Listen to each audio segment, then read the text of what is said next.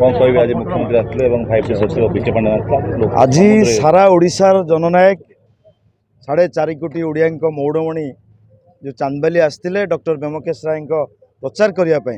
आज अहेतुक भाव में लोकों भितर जो उत्साह रही आउ डॉक्टर ब्योमकेश राय जड़े माटीर पुओ भाव में एत विकास कर ये गोटे 50,000 लोक आज माने मतठू आरंभ कर चांदबाली जाम हो जाइए ये गोटे आह्वान करुच्ची जे आम 40,000 ऊर्ध्व भोट्रे जड़े विदेशी प्रार्थी को हरइबू जिते परिमाण से माने कला टंकार विनियोग करेंगे तार स्वाभिमानी चांदबालिया कौन प्रकार प्रभाव पड़ो ना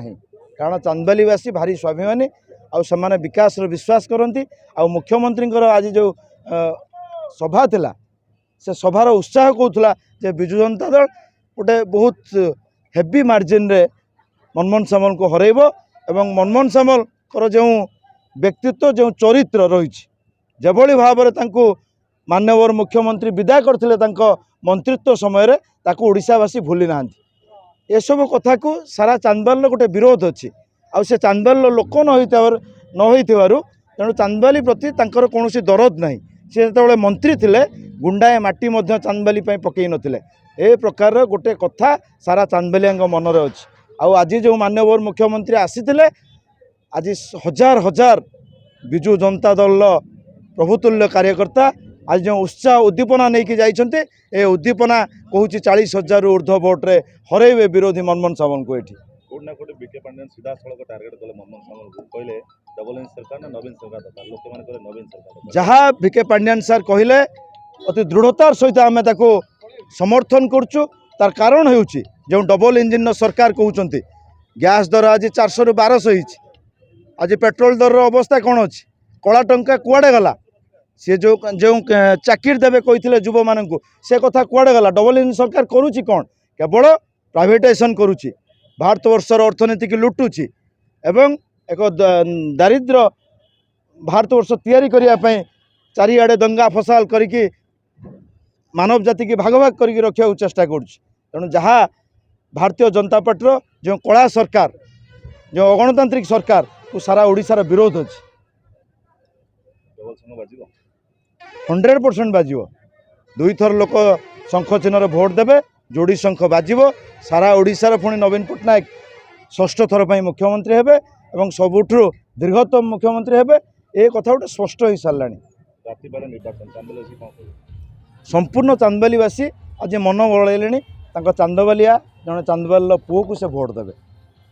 सबू गोटे पटे चांदबालीर स्वाभिमान कथा गोटे पटे मु गोटे छोटिया कथा आपण मन पकई देवा चाहे जे जेतबेले चांदबाली को निर्वाचन मंडली करिवार थिला मनमोहन सामल सेतबेले चांदबाली निर्वाचन मंडली हवा को विरोध करुले गुंडा लगे कि जो मैंने चाहूले चांदबाली निर्वाचन मंडली हम ताकू माड़ मरई चांदबालीवासी को से कथा चांदबालीवासी भूली ना तेणु ये सब कथा को चांदबालीवासी केबे भूलिबे ना ये जो विरोध होती 50,000 रु ऊर्ध्व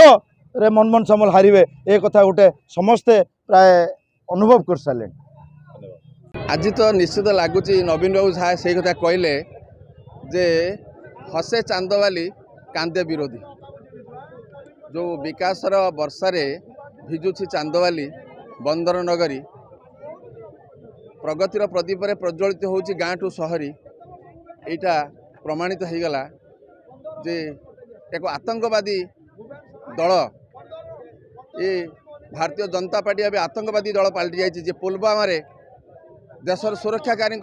मांसरे होली खेले जे वाजपेयी को पंगु कर दिए आडवाणी को मुख कर दिए तापर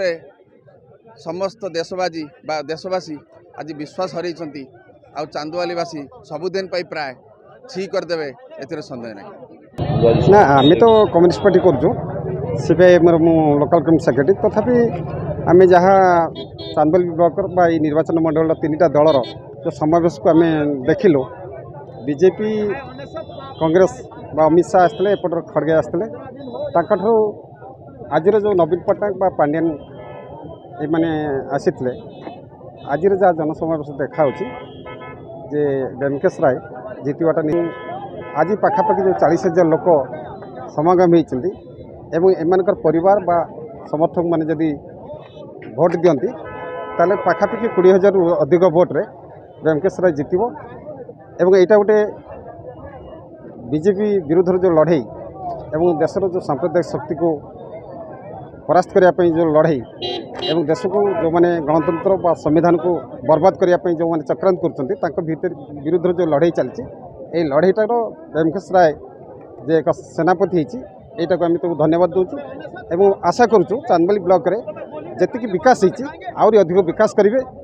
विशेषकर जलसेचन कथा चांदबाली माने अनेक पछर पड़ी एवं चाषी मैंने जमी को जलसेचन करार असुविधार सम्मुखीन होती तेणु नुआक आमर विधायक व्यंकटेश राय जितला प्रथम करी चांदबाली ब्लॉक केमती जलसेचन विकास हो से दृष्टि देवे यही कई पद कथा कही समस्त धन्यवाद दी मोर वक्तव्य शेष कर एमिति खबर देखिवाई आम चैनल को लाइक करूँ सब्सक्राइब करूँ सर्वप्रथम देखिवाई बेल आइकन को प्रेस करूँ।